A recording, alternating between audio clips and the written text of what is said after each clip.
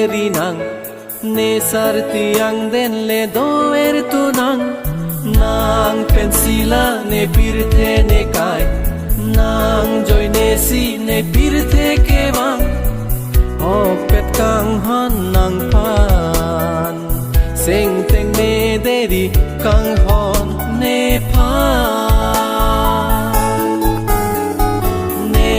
pen helloing dam deri nang ne sarti ang den le doer tu nang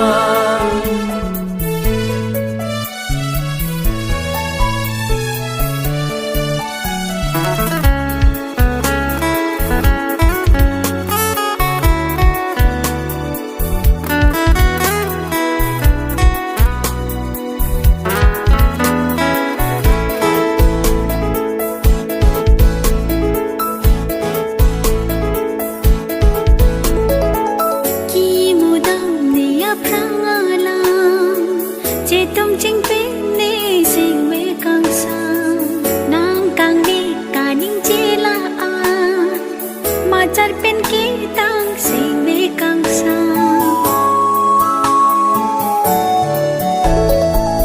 ting hun pen siru ve ke ma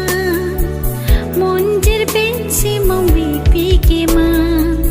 jung phare om ne nang phan sing ve thi pi bi om ne nang phan uan ma tha deri nang ne phan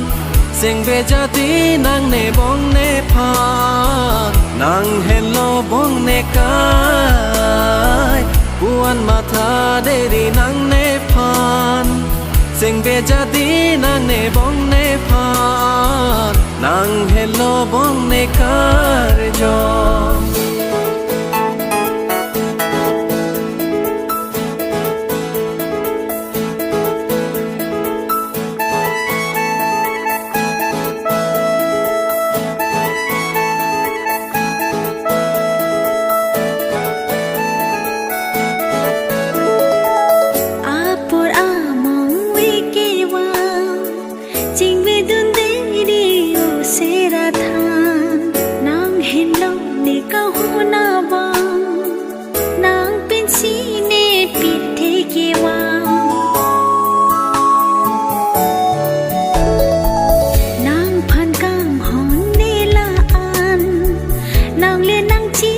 chi pi chi ne pran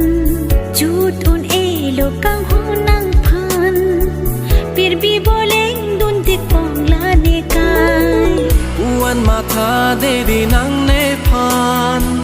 sing ve jati nang ne bong ne phan nang hello bong ne kai uan ma tha deri nang ne phan sing ve jati nang ne bong ne phan nang hello bong ne kar jo